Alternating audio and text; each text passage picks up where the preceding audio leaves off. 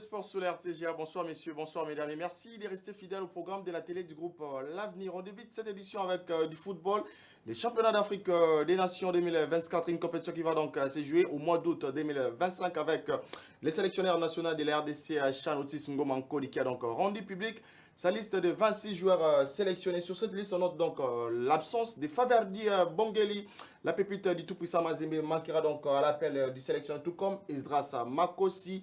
Le milieu de terrain des Aigles du Congo sera donc absent pour cette compétition. Pourquoi pas également le meneur de jeu de la formation du Football Club Sotelol Popo Junior Mavungu. Par ailleurs, Otis Ngoma a donc fait confiance aux habitués également de la sélection au niveau des gardiens de but. On note donc la présence de Jackson Lunanga, les gardiens de but qui a donc fini également sa saison au niveau de la formation du dernier club Motema Pembe.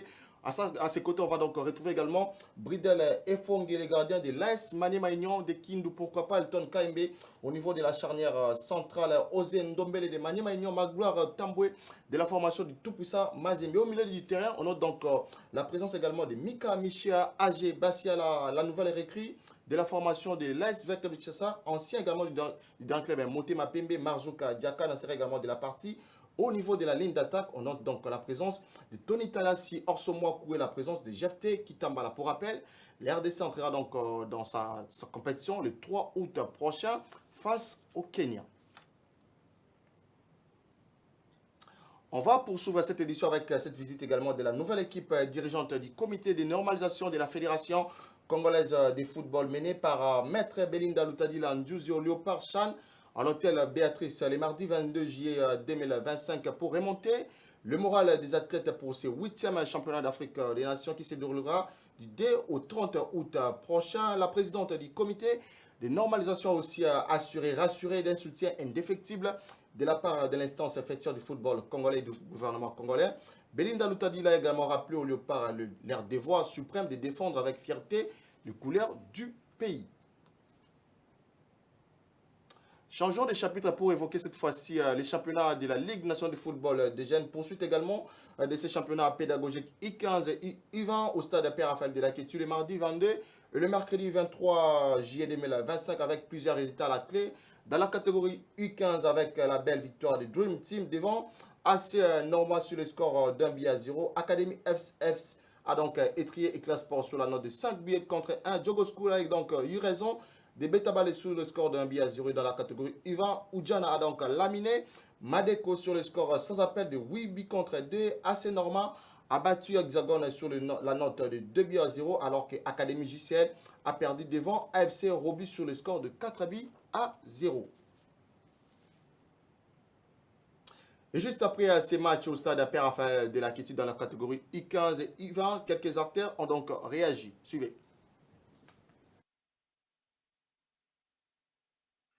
C'est permis pour saison na biso tozalaki te saison bato to participer pour tous champion pour gagner deuxième match pour victoire côté marché déjà là attaque to marqué but to construit ballon bien techniquement mais pour toi pointer on est conscient que tu me ba ko comme ça on raté ba ko maintenant pour la prochaine match to bon ça entraînement.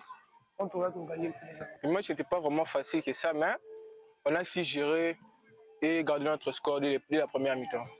Bon, on a dû s'arranger ce qu'on n'a pas pu faire ici, faire d'autres efforts et puis on va être là pour gagner aussi. Et qui est bien, tout ça, tout ça là, par rapport à travail, tout ça là, et Simbi, peut gagner. Et Azakine, moi, c'est difficile, mais on a fait Azakine, moi, ma case, par rapport au travail, équipe Zouango, tous on a tapé dans l'histoire. Bon, on avait un problème défensif et tout. Malgré tout ça, l'équipe, on n'était pas en forme. Malgré tout, on a fait des efforts et les efforts. Là, après, on remercie seulement le Seigneur. Prochainement, on va arranger et on va faire encore plus d'efforts pour le match à venir. Oui, le niveau physique, on est en forme. C'est juste, vu qu'il y a eu un changement de coach, il est venu adapter sa nouvelle performance et tout. On travaille déjà pour bien entamer les tournois. Et avant les matchs, on a parlé avec les coachs. Si une équipe qui n'est pas au niveau que nous, on doit marquer beaucoup de buts. C'est là on a gagné par 8 buts à 2. On vit à la première mi-temps, on n'a pas pu vraiment jouer notre jeu. Et à la pause, on a parlé avec les coachs. Il nous a dit de monter notre niveau parce que c'est nous les tenants du titre. Et toujours en rapport du championnat national des jeunes à la Ligue nationale de football des jeunes catégorie I15 et U20, le président des Aigles du Congo, Evidie Chimanga, donc marqué dès sa présence les jours du coup d'envoi. Le président des Aigles du Congo réaffirme sa vision pour l'encadrement de la jeunesse congolaise. Il a également émis son point de vue sur l'organisation de cette édition 2025. Suivez. Ici, c'est une petite compétition où nous faisons participer nos U17. Donc, je suis venu les accompagner et observer un peu l'organisation. Je dis qu'il y a encore beaucoup à faire. Il n'y a pas assez de moyens mis à disposition de l'encadrement et de la formation. Et la plupart de ces équipes formatrices devraient être beaucoup plus accompagnées aussi par l'État.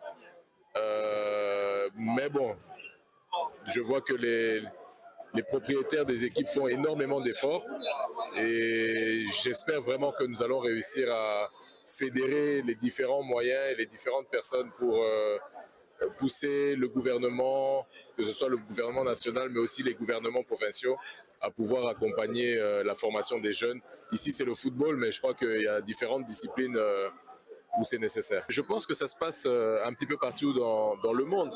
Il y a des jeunes qui sont encore des écoliers, qui appartiennent à des équipes, qui suivent des formations, qui ont des cursus et ont réussi à leur mettre des championnats au courant de l'année.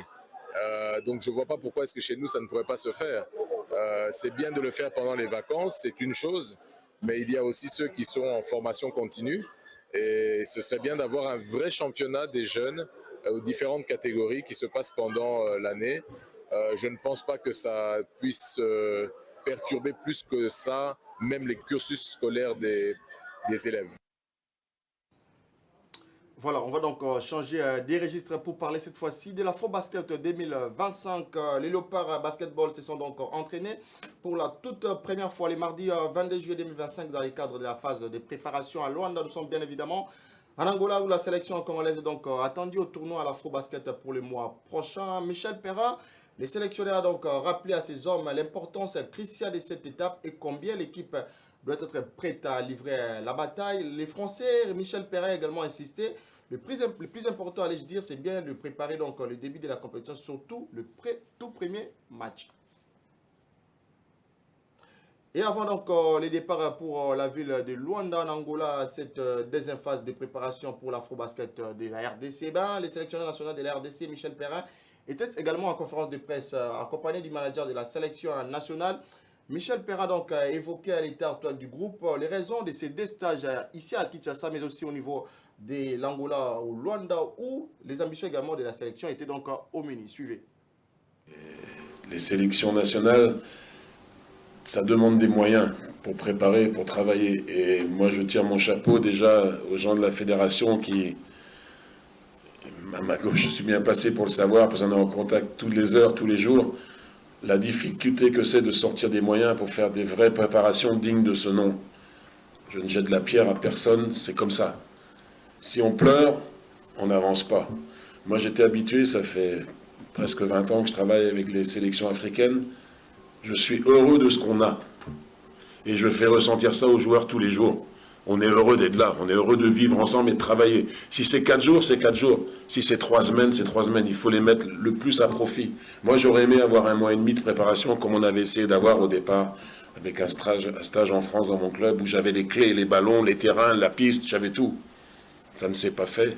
Deux solutions à ça, où tu pleures et tu dis on va pas y arriver, ou tu dis c'est comme ça. Je suis devant vous aujourd'hui. Si on avait fait le stage en France, peut-être on ne serait pas passé ici. Et moi, je suis heureux d'avoir été voir des U16, je suis heureux de voir les journalistes, je suis heureux de voir des jeunes joueurs locaux que je n'aurais peut-être pas vus ailleurs.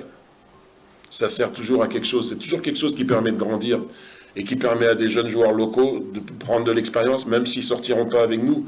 Parce que pour répondre à votre deuxième question, il y a au moins 5-6 joueurs incontournables qui nous rejoindront directement en Angola. Et là aussi, on aura encore 3 semaines de travail. C'est pas grand-chose, mais c'est déjà... Merci, monsieur. Donc, fin de cette livraison à des sports sur la RTGA. Merci, monsieur, merci, mesdames, de nous avoir suivis. Surtout, merci à Yannick Bilam, à Machira David et surtout à Fiesta Mbou. Entre-temps, le programme continue sur la RTGA. Restez-y. RTGA, mieux qu'une chaîne, un monde.